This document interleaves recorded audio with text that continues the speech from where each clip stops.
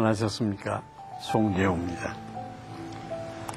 고대 태국의 왕들은 누군가를 파멸시키고 싶을 때 흰색 코끼리를 주었다고 합니다.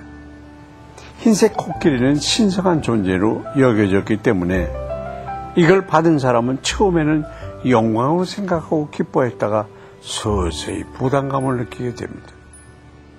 죽거나 다치게 해서도 안 되고 누구한테 팔아넘길 수도 없었습니다. 하는 수 없이 그 사람은 코끼리를 돌보는 일에 최선을 다하게 됩니다.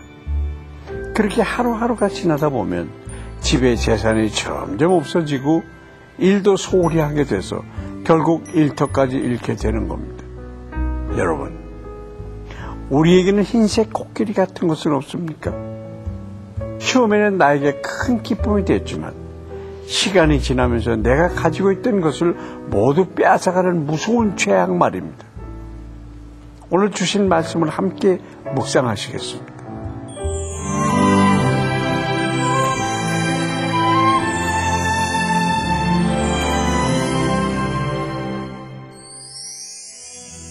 오늘 보실 말씀은 사사기 16장 1절부터 10절까지입니다. 삼손이 가사에 가서 거기서 한 기생을 보고 그에게로 들어갔더니 가사 사람들에게 삼손이 왔다고 알려지매 그들이 곧 그를 애워싸고 밤새도록 성문에 내복하고 밤새도록 조용히 하며 이르기를 새벽이 되거든 그를 죽이리라 하였더라. 삼손이 밤중까지 누워있다가 그 밤중에 일어나 성 문짝들과 두 문설주와 문 빗장을 빼어가지고 그것을 모두 어깨에 메고 헤브론 앞산 꼭대기로 가니라. 이후에 삼손이 소래 골짜기에 들릴라라 이름하는 여인을 사랑하매 블레셋 사람의 방백들이 그 여인에게로 올라가서 그에게 이르되 삼손을 꾀어서 무엇으로 말미암아 그 큰 힘이 생기는지 그리고 우리가 어떻게 하면 능히 그를 결박하여 굴복하게 할 수 있을는지 알아보라. 그리하면 우리가 각각 은 1,100개씩을 내게 주리라 하니 들릴라가 삼손에게 말하되 정하건대 당신의 큰 힘이 무엇으로 말미암아 생기며 어떻게 하면 능히 당신을 결박하여 굴복하게 할 수 있을는지 내게 말하라 하니 삼손이 그에게 이르되 만일 마르지 아니한 새의 활줄 7으로 나를 결박하면 내가 약해져서 다른 사람과 같으리라. 블레셋 사람의 방백들이 마르지 아니한 새의 활줄 7을 여인에게로 가져오매 그가 그것으로 삼손을 결박하고 이미 사람을 방 안에 매복시켰으므로 삼손에게 말하되 삼손이여 블레셋 사람들이 당신에게 들이닥쳤느니라 하니 삼손이 그 줄들을 끊기를 불탄 삼시를 끊음같이 하였고 그의 힘의 근원은 알아내지 못하니라. 들릴라가 삼손에게 이르되 보라 당신이 나를 희롱하여 내게 거짓말을 하였도다.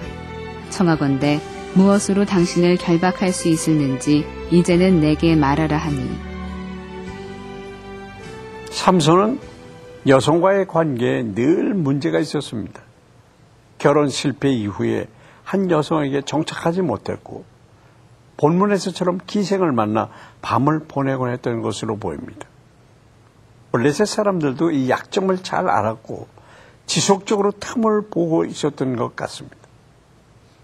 이번엔 그를 죽이기 위해서 밤새도록 성문에 매복하여 그가 잠들기를 기다렸습니다. 하지만 삼손은 밤중에 일어나 성의 문짝, 기둥, 빗장을 어깨에 메고 가서 6km나 떨어진 헤브론 골짜기에 버렸습니다. 엄청난 광경을 목격한 그들은 간담이 서늘해지고 말았습니다. 그들은 감히 삼손에게 다가가지도 못했습니다. 하지만 냉정히 보면 이 사건은 삼손 개인의 이름을 높이는 데는 도움이 됐지만 이스라엘의 구원에 있어서는 의미 없는 행동에 불과했습니다. 오늘날도 많은 성도들이 잘못된 습관과 죄악을 버리지 못해서 스스로 위험에 빠지고 있습니다. 또 자신의 소명을 다하기보다는 공명심으로 움직이는 경우도 많습니다. 우리가 하는 일이 잘 될지라도 그것이 하나님과 아무런 상관이 없는 것은 아닌지 돌아봐야 하겠습니다. 한편 매복을 경험한 삼손은 정욕의 위험에 대해서 교훈을 받았어야 했습니다. 하지만 그는 그러지 못했고 오히려 곧바로 또 다른 이방 여인의 유혹에 푹 빠지게 됐습니다. 삼손은 이미 쾌락의 노예가 되어 있었으며 성적인 죄에 대해서는 완전히 무감각해져 있었습니다. 이처럼 죄에 대해서 무뎌진 사람은 이성마저 점점 마비되게 됩니다.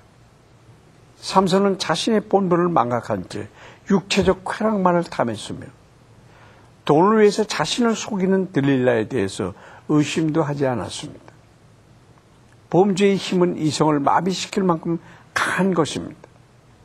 죄를 허용하면 그것은 점점 자라게 되고 결국에는 파멸을 가져오게 됩니다.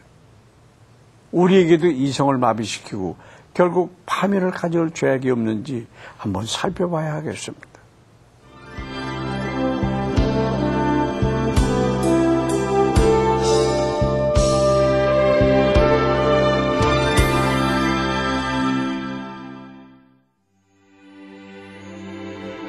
사랑과 은혜가 풍성하신 하나님 아버지, 오늘도 말씀을 통해서 큰 은혜 주시니 감사합니다.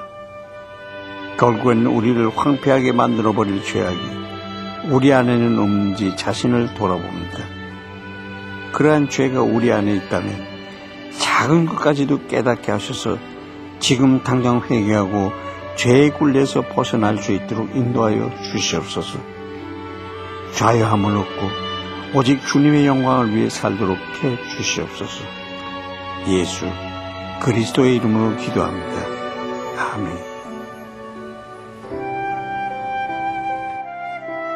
지난 6월 24일 뉴욕주의회가 동성결혼을 합법화하는 결혼 평등 법안을 통과시켰습니다.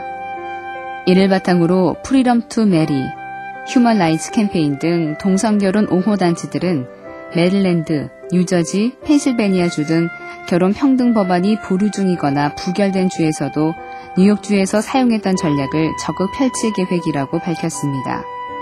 이에 전미 결혼기구, 헌법 자유를 위한 뉴욕 시민 모임, 결혼과 기독교인 연합을 위한 전미연합, 포커스 온 더 패밀리 등 동성결혼 합법화를 반대하는 보수단체들은 일제히 뉴욕주의 결혼 평등 법안 통과에 우려를 표명하며 시급한 대책 마련이 필요하다는 입장을 표명했습니다. 진리를 알지 못하는 사람들이 결혼이라는 제도를 통해 십자가로 이루신 주님과의 온전한 연합을 깨달을 수 있도록 기도합시다. 미국의 치즈 왕이라고 불리는 글래프드라는 사람이 있었습니다. 이 사람은 처음에 마차에 치즈를 싣고 다니며 팔던 가난한 사람이었습니다. 그런데 그에게 특별한 것이 있다면 치즈를 팔러 나가기 전에 하나님께 꼭 기도를 드렸다는 것입니다.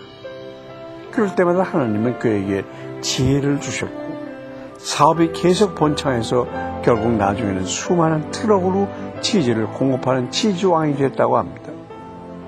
글래프트에게 성공 비결이 무엇이냐고 질문하자 그는 이렇게 대답합니다. 하나님께 지혜를 구하는 기도를 하면 지혜가 생겼고 저는 그것을 실천했을 뿐입니다. 여러분, 때때로 주님께서 우리에게 승리의 순간, 성공한 순간을 허락하실 때가 있는데요. 그럴 때 여러분은 어떻게 반응하십니까? 그 모든 영광을 내가 취하지 않고 하나님께 모두 올려드리는 성숙한 성도가 됐으면 좋겠습니다. 송주의 큐티 동행 오늘 여기서 마치겠습니다. 감사합니다.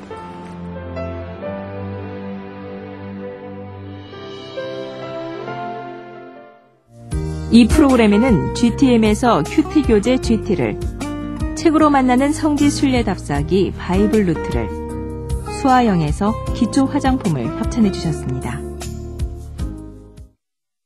올해는 이런 착한 결심은 어떨까요? 사초의 한 명,